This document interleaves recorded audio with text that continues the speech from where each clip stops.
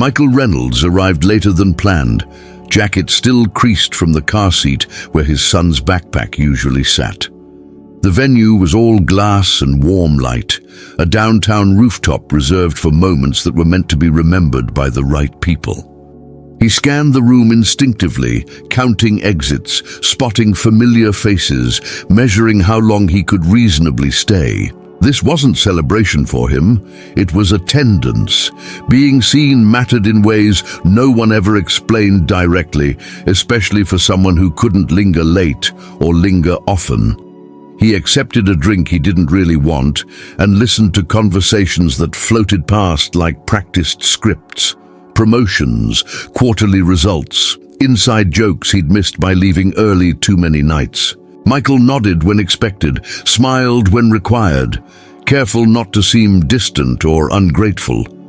His phone vibrated once in his pocket, a message from the sitter confirming Lucas was asleep. Relief mixed with guilt, a familiar pairing that never quite separated anymore. The music was low, curated to suggest ease without inviting intimacy. Michael stood near a tall table, fingers resting on the edge, grounding himself.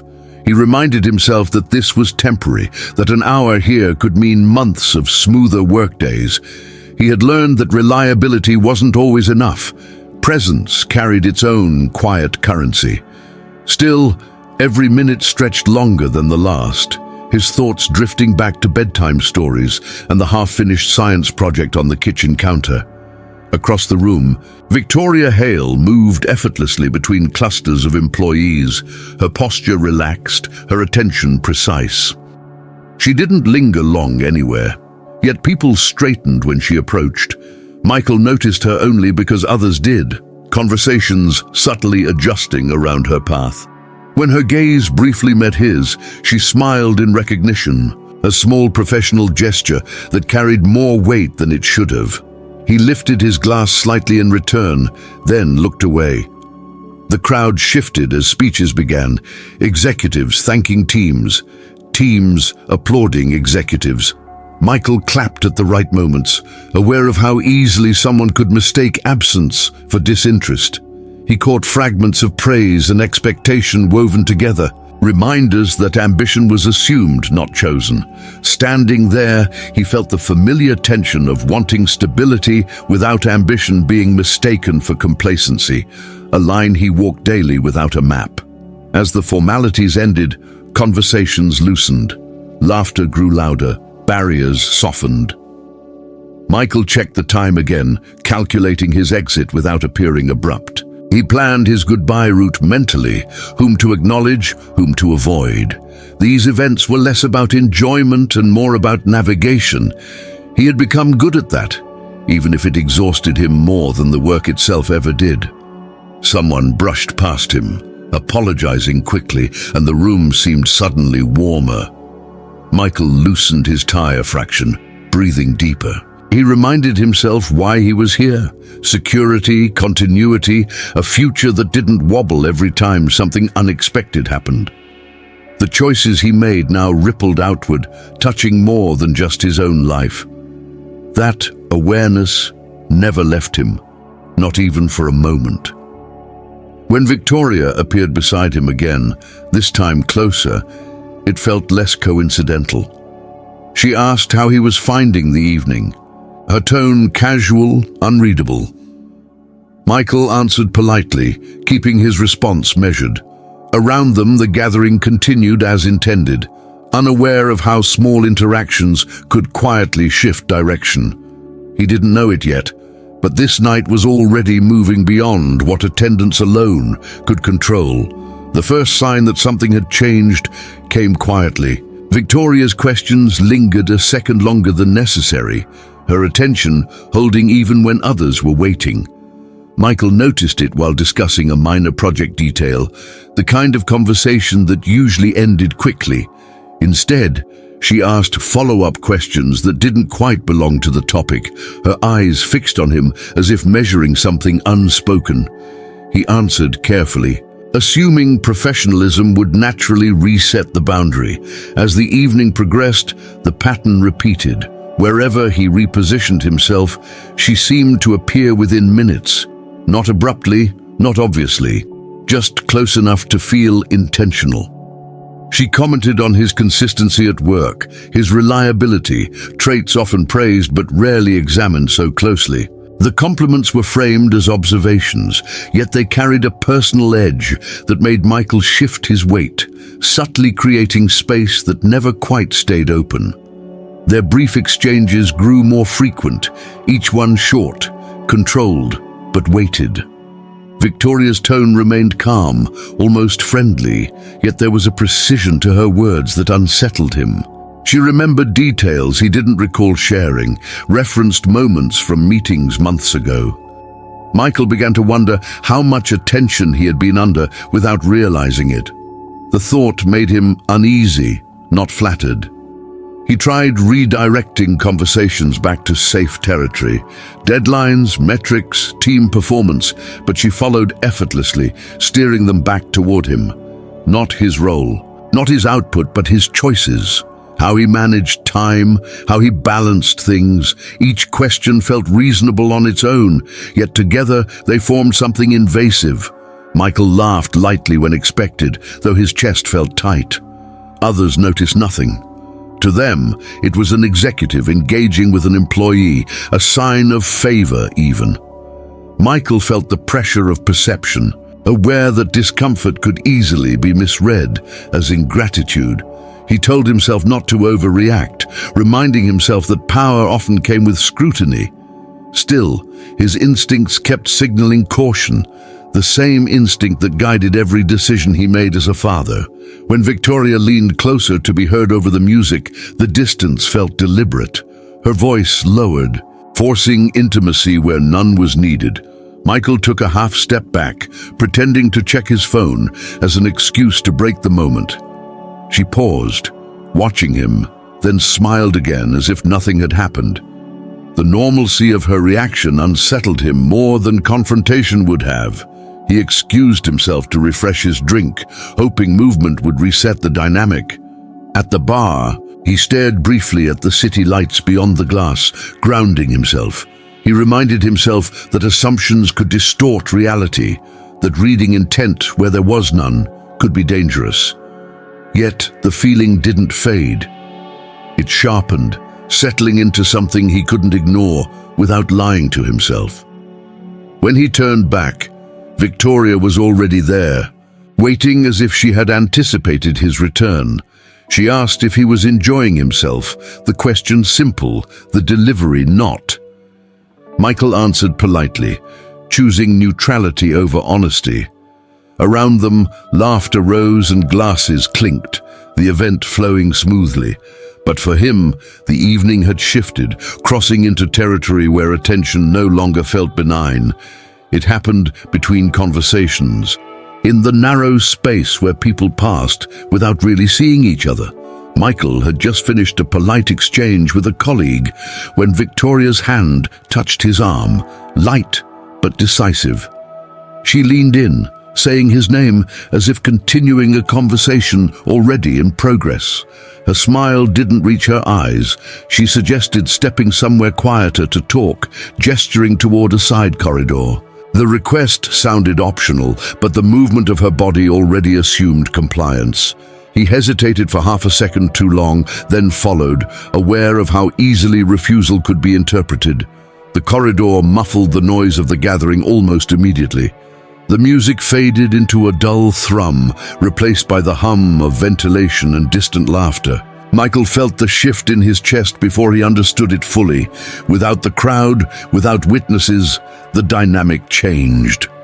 Victoria walked ahead of him, heels steady, unhurried.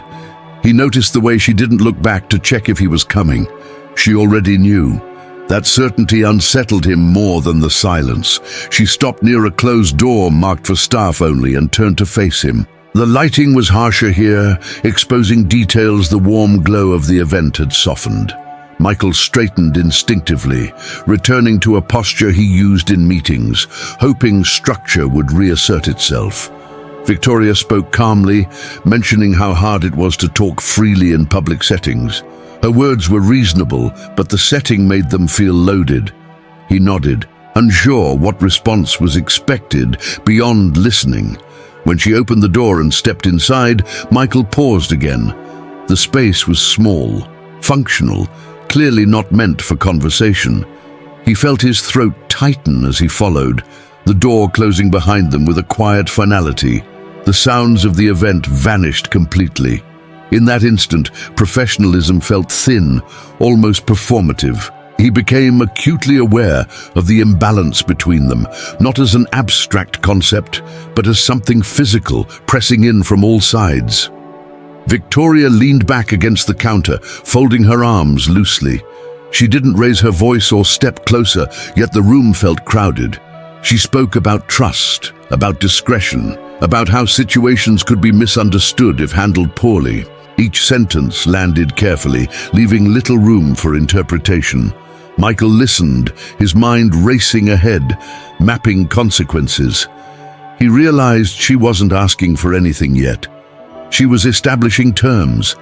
He tried to respond with neutrality, choosing words that acknowledged without agreeing. He mentioned policies, boundaries, keeping things appropriate. The moment the words left his mouth, he knew they were insufficient. Victoria tilted her head slightly, studying him as if he'd missed something obvious. She reminded him of his position, his recent evaluations, the opportunities ahead. None of it was framed as a threat, yet the implication hung heavy in the air. The longer the silence stretched, the more exposed he felt.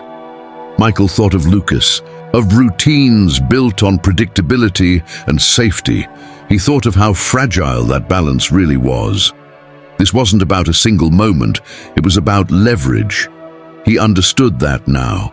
The realization settled deep, steadying him even as it alarmed him. He knew whatever happened next would echo beyond this room.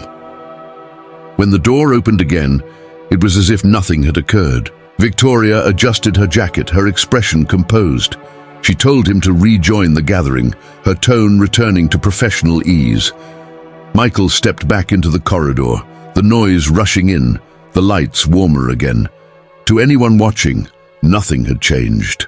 But inside him, something had shifted permanently, and he knew there was no simple way back to how the evening had begun. The door closed again, this time with more intent than before.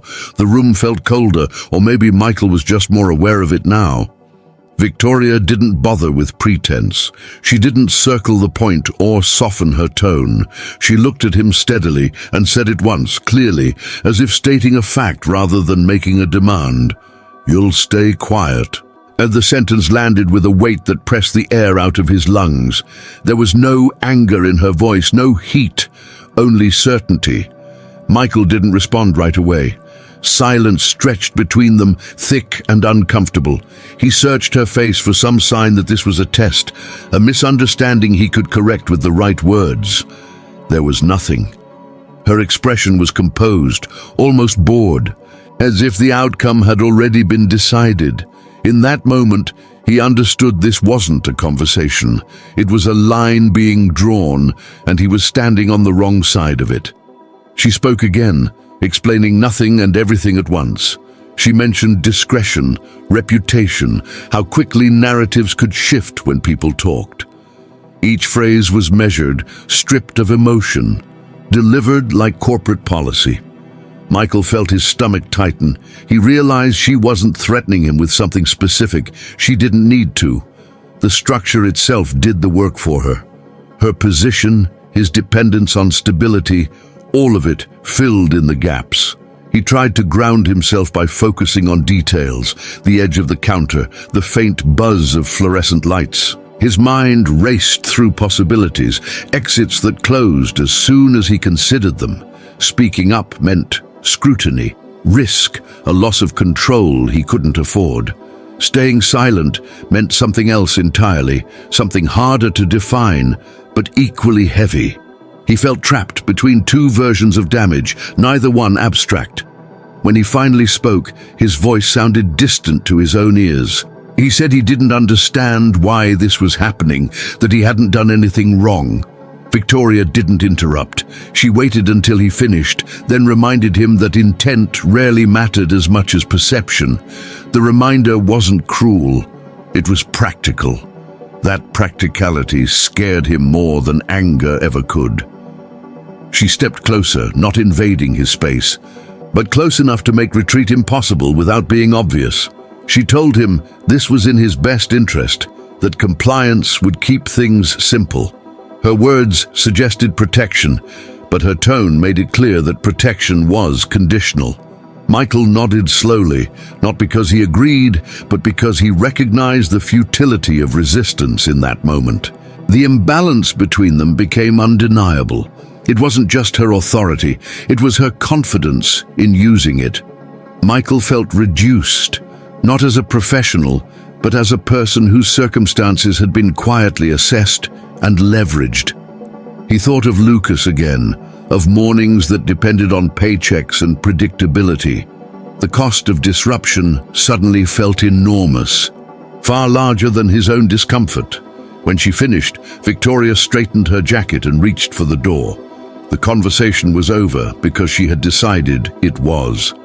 As Michael followed her back into the noise and light of the gathering, the words echoed in his mind with brutal clarity. "You'll stay quiet." He understood now that silence wasn't just expected. It had been assigned to him, and breaking it would come at a price he wasn't sure he could pay. Monday arrived with fluorescent lights and familiar routines, yet Michael felt like he was walking into a different building. Desks were where they had always been. Screens glowed with the same dashboards, but something fundamental had shifted. People greeted him normally, asking about the weekend, commenting on deadlines. He answered the way he always did, measured and polite. Still, every interaction felt rehearsed, as if he were playing a version of himself that no longer fully applied. Normality, he realized, could be the most convincing disguise. By mid-morning, the first change surfaced. A project he had been leading for months was reassigned without explanation, framed as a strategic adjustment. His manager avoided eye contact while delivering the news, speaking too quickly, as if speed could erase discomfort. Michael nodded, absorbing the information without protest. He knew better than to ask why. Questions created ripples, and ripples attracted attention. The message was clear enough without being spoken. Meetings became carefully balanced performances. When Michael spoke, the room listened, but responses came slower, filtered. Suggestions that once sparked discussion now landed flat, acknowledged, but rarely pursued. He noticed how often people glanced toward Victoria before agreeing with him, subtle but consistent. Authority had rewired the flow of conversation. He learned to choose his words more cautiously, trimming opinions down to what was safest to express. Private conversations grew rarer. Colleagues who once lingered at his desk now kept exchanges brief, professional. No one avoided him outright, but warmth had been replaced with distance.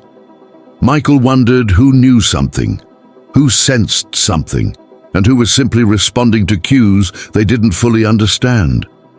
Silence spread not as absence, but as strategy. He felt it pressing in during pauses, in things left unsaid. Victoria maintained a polished distance. She spoke to him only when necessary, her tone neutral, her expectations precise. On the surface, she treated him fairly. That fairness carried an edge, reminding him that compliance was being rewarded with stability. Every neutral interaction reinforced the same lesson. Nothing needed to be acknowledged as long as everything functioned. The system preferred quiet efficiency over disruption. At home, the weight of it followed him. Michael answered emails later than usual, rereading messages for hidden implications. He found himself hesitating before responding, imagining how each word might be interpreted. Even routine tasks felt charged with consequence. Lucas noticed his distraction, asking questions Michael struggled to answer. He hated that work had begun to invade the one place that was supposed to remain untouched. Days passed, and Michael adapted because adaptation was necessary. He learned which meetings to attend silently, which emails required careful phrasing, which conversations were safest to avoid altogether. Silence became transactional, something exchanged for predictability. The longer he stayed quiet, the smoother things ran. That smoothness came at a cost he didn't fully measure yet, but he felt it accumulating. By the end of the week, the new reality had settled in. Nothing overtly wrong had happened, and that was the point. The fallout was subtle, controlled, efficient. Michael understood now that speaking wasn't just risky, it was expensive. Silence, on the other hand, had become a form of currency, and everyone seemed to know its value, even if no one ever named it aloud. Home was quieter than usual, the kind of quiet that left room for thoughts to echo. Michael set his keys down carefully, as if noise itself carried consequences now. Lucas sat at the table with homework spread out, brow furrowed in concentration. Seeing him brought a rush of relief and a heavier weight at the same time. This was the life he was protecting, the reason every calculation mattered. He smiled, asked about school, and listened closely, anchoring himself in the ordinary rhythm of being a parent. As the evening unfolded, responsibility pressed in from all sides. Dinner needed cooking, lunches needed planning, forms needed signing. Michael moved through the routine automatically, yet his mind stayed restless. Each decision at work replayed itself in his head, branching into possible outcomes. Speaking up, staying quiet, pushing back, complying, every option carried risk. Parenthood stripped those choices of abstraction.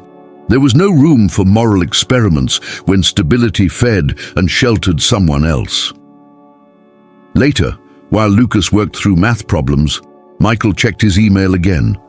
Nothing alarming waited there, which somehow felt worse. Silence had trained him to expect meaning in absence.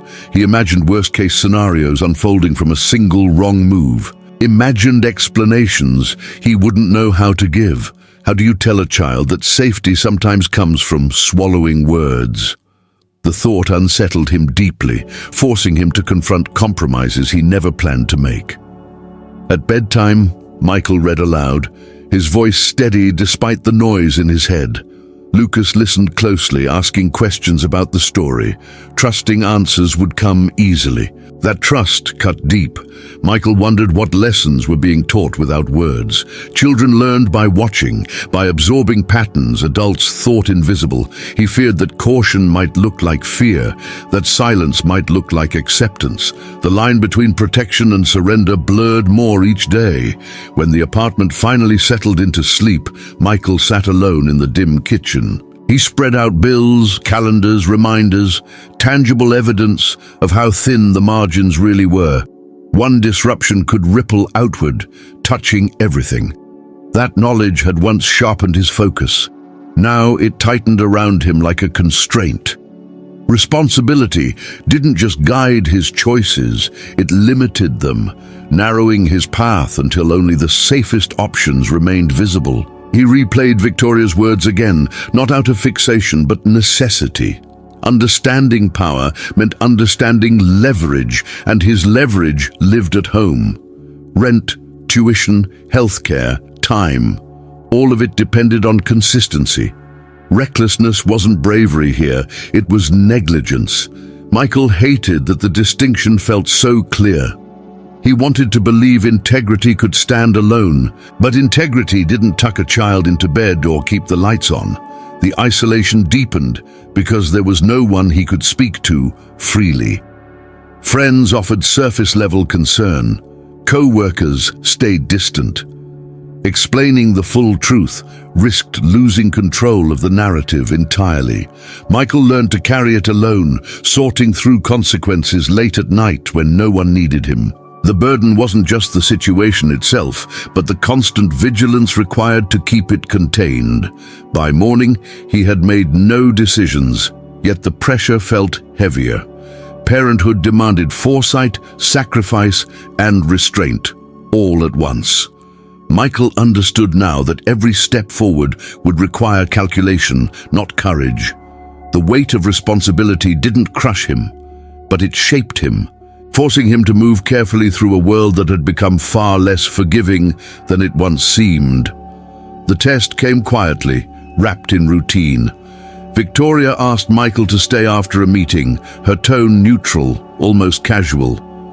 The request didn't raise alarms on its own, but his body reacted before his mind did.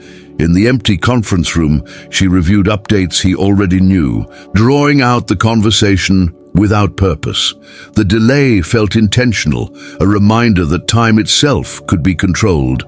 Michael listened, careful not to rush, aware that impatience could be read as resistance.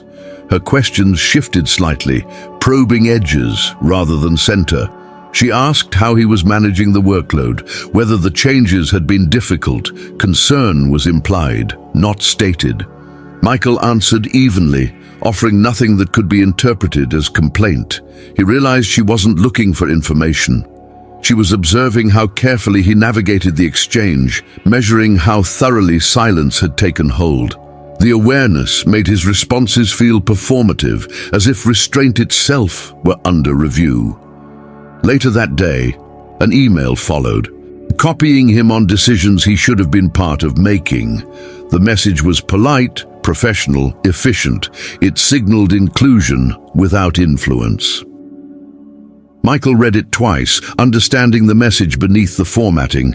He was being kept close enough to remain useful, distant enough to remain contained. Silence wasn't just expected anymore. It was being actively reinforced through structure and access. In passing, Victoria stopped by his desk. She didn't lower her voice, didn't create a scene. She mentioned discretion again, framed as appreciation. "You've been very professional," she said, smiling faintly. The praise landed heavier than criticism would have. Michael nodded, thanking her, feeling the exchange lock another piece into place. Compliance was no longer just avoidance, it was becoming a trait attributed to him. That night, the realization settled fully. This wasn't a situation that would resolve on its own. Silence wasn't buying time, it was shaping the terms. Each quiet acceptance reinforced a role he hadn't agreed to but was slowly inhabiting. Michael understood that waiting for things to return to normal was a mistake. Normal had already been redefined, and he had participated by staying quiet. He felt anger rise, controlled but persistent. Not explosive, not reckless, focused. The anger wasn't directed only at Victoria, but at the narrowing path he had allowed to form. He saw now how easily lines shifted when they weren't defended. Boundaries eroded quietly, replaced by expectations that felt inevitable once established. Compliance didn't end pressure, it validated it. At home, Michael watched Lucas sleep, the steady rhythm grounding him. The thought of that silence shaping his future hardened something in him. Protection couldn't mean disappearance. There had to be a line, even if crossing it carried risk. He didn't know yet where that line would be drawn, only that it existed. Pretending otherwise was no longer an option. By the next morning, Michael moved differently. Still careful, still controlled, but no longer passive. He paid attention not just to what was being asked, but to why. The realization didn't bring relief, but it brought clarity. Silence had defined him long enough. If he continued, it would define the outcome too. And that was a cost he was no longer willing to ignore. Michael didn't make his decision in a dramatic moment. There was no single spark or confrontation that clarified everything. It came slowly, assembled from exhaustion, observation, and a growing certainty that continuing as he was would hollow something out he couldn't recover. He chose a path that didn't announce itself, one that accepted uncertainty without courting chaos. It wasn't brave in the way stories like to be. It was deliberate, and it was his. He began by documenting everything quietly. Dates, emails, changes in assignments, conversations remembered with careful neutrality. Not accusations, not conclusions, just facts. The act itself felt grounding. It returned a sense of agency he hadn't realized he'd lost. He wasn't planning revenge or spectacle. He was building clarity. Whatever happened next, he refused to let the truth exist only in his head, vulnerable to doubt and revision. At work, he requested a transfer review through formal channels, framing it as a long-term alignment issue. The request was reasonable, almost boring. No mention of pressure, no emotional language. He understood systems well enough to know how they resisted noise, but responded to persistence. The move didn't confront power directly, but it shifted the terrain. It signaled that he was no longer frozen in place. Victoria noticed the change, of course. Power always did. Their interactions remained professional, but something subtle loosened. The certainty she had once carried no longer landed the same way. Michael didn't challenge her authority, but he no longer absorbed it unquestioned. That shift, small as it was, altered the balance. Control relied on predictability, and he had quietly removed himself from the pattern. At home, nothing changed outwardly, yet everything felt lighter. Michael slept better knowing he had acted without detonating his life. Lucas still laughed at the table, still trusted that tomorrow would look like today. That mattered. Michael hadn't chosen martyrdom. He had chosen continuity with integrity intact, even if imperfect. He accepted that some victories were measured by what didn't break. There were costs. Opportunities slowed. His name wasn't mentioned as often in certain rooms. He felt the distance, understood it. The system rarely punished openly, it recalibrated. Michael accepted that too. What surprised him was the relief that came with it. The absence of constant calculation freed mental space he hadn't felt in months. He didn't tell his story to colleagues or friends. Not yet. He wasn't hiding anymore. But he wasn't seeking validation either. He had chosen his ground, and it was quiet, narrow, but stable. If he needed to speak later, he would. The choice to wait was no longer fear-driven. It was strategic, and that distinction mattered. In the end, nothing resolved cleanly. Power remained uneven, risk remained real, but Michael no longer felt erased within it. He had drawn a line that didn't demand applause or confrontation, only honesty with himself. The future was uncertain, but it was his again, and that, he knew, was enough to move forward without lowering his head.